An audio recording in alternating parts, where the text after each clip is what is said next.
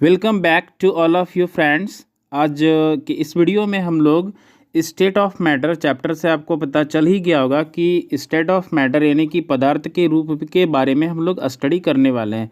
Matter, सबसे पहले कि अगर हम लोग मैटर की बात करेंगे तो मैटर क्या मतलब तो आप लोग को ऑलरेडी पता ही होगा कि मैटर मीन्स क्या हो गया, पदार्थ। अगर इसका डेफिनेशन की बात करेंगे तो कोई भी ऐसी वस्तु जो जगह लेता हो और जिसमें कुछ क्या हो, मास हो, यानी कि जिसमें कुछ वजन होता होगा, उसी को हम लोग क्या कह दिया करेंगे, मैटर कहेंगे। ठीक है। जैसे बुक हो गया, पेन है, ब्रिक है, स्टोन है, ये सभी क्या है, एग्जाम्पल ऑफ मैटर है।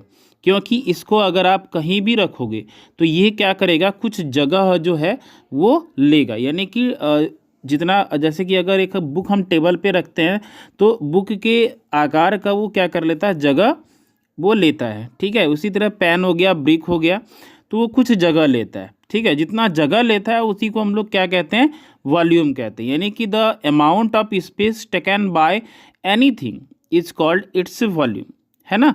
यानी कि एक बुक को अगर आप टेबल पे रखते तो वो जितना भी जगह लेगा उतना जगह को क्या बोला जाएगा, उस वस्तु का वॉल्यूम बोला जाएगा, यानी कि वो बुक का वॉल्यूम बोला जाएगा। ठीक है। मैटर जो होता है वो बहुत ही छोटे छोटे पार्टिकल्स से मिलकर के बना होता है। उस पार्टिकल्स को क्या कहा जाता है, तो मॉलिक्यूल्स कहा जाता है। ठीक है। अब हम लोग यहाँ पे कुछ फिजिकल प्रॉपर्टीज़ की बात कर लेते हैं मैटर का। तो अगर फर्स्ट ऑफ ऑल देखें तो सबसे पहले तो फिजिकल चेंजेस, यानी कि उसका जो है विदाउट केमिकल चेंज का, यानी कि केमिकल स्ट्रक्चर का चेंज हुए बिना आपको जो है, आपको कुछ फिजिकल चेंजेस मिलेंगे। जैसे कि स्टेट का चेंज होना, solid state, liquid state, gaseous state में मिलेगा। कलर चेंज हो सकता है। ठीक है। टेक्सचर यानी कि स्मूथनेस हो गया या रफनेस हो गया, तो ये आपको मिल सकता है। शेप चेंज हो सकता है। ठीक है। जैसे कि एक आप फुटबॉल लेते हैं, उसमें आप एयर डाल देते हो तो उसका शेप क्या हो जाता है, बड़ा हो जाता है। वहीं से एयर अगर आप हटा दो तो क्या होगा कि जो है वो जैसे अपने साइज़ में था वैसे आ जाएगा।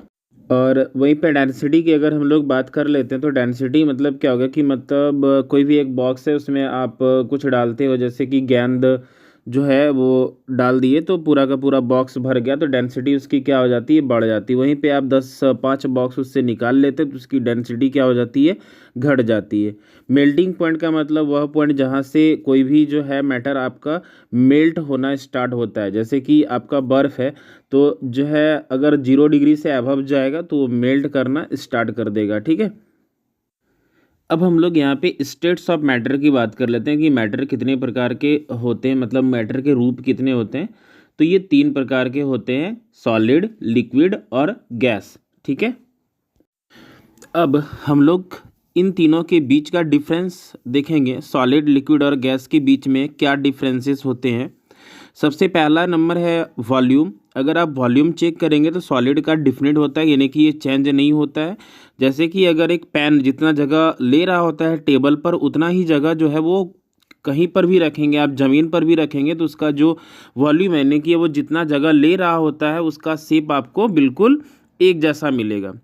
वहीं पे अगर आप लिक्विड का बात करेंगे तो यहाँ पे जो वॉल्यूम है वो वॉल्यूम आपको एक जैसा मिलेगा। यानी कि अगर वो एक बकेट में 2 लीटर अगर आपने पानी डाला है तो अगर आप उसी चीज़ को किसी अन्य जो है बर्तन में अगर आप डालेंगे तो वहाँ पर भी वो 2 लीटर ही रहेगा, ना कि उससे कम हो जाएगा।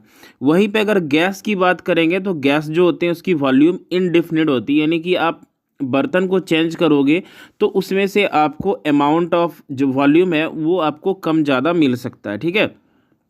वहीं पे अगर हम लोग शेप की बात करेंगे तो सॉलिड की शेप जो है वो डिफिनिट है, यानी कि वो बदलती नहीं है, इजीली वो नहीं बदल सकती है।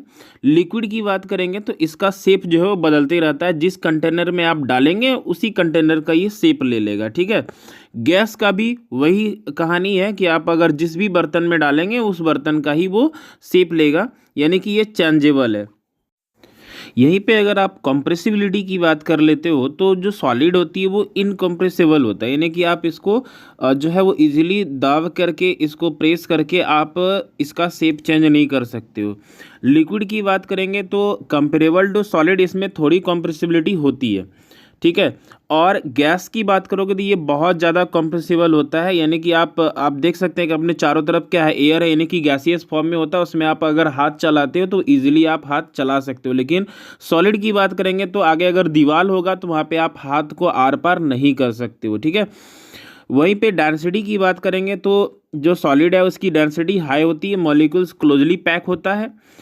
लिक्विड की बात करेंगे तो कंपेरेबल सॉलिड, इसकी कम डेंसिटी होती है, यानी कि ये मॉडरेट होती है।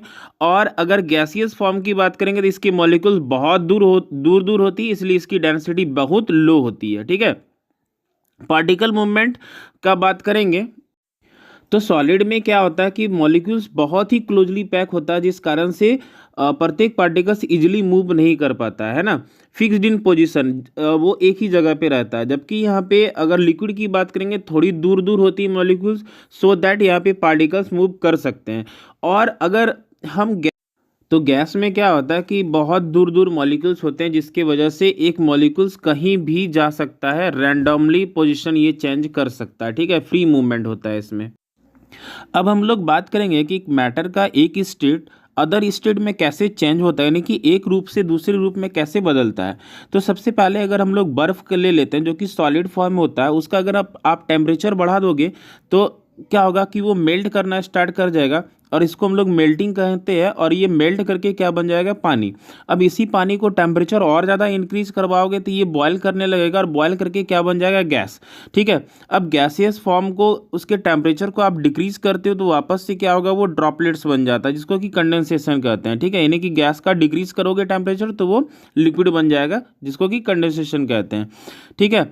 अब यहाँ पे क्या हो सकता है कि जैसे सॉलिड है तो सॉलिड से हम गैसियस फॉर्म में बदलते हैं तो उसको सुब्लिमेशन कहा जाता है, और गैस से अगर हम लोग सॉलिड में बदलते हैं तो उसको डिपोजिशन कहते हैं, ठीक है।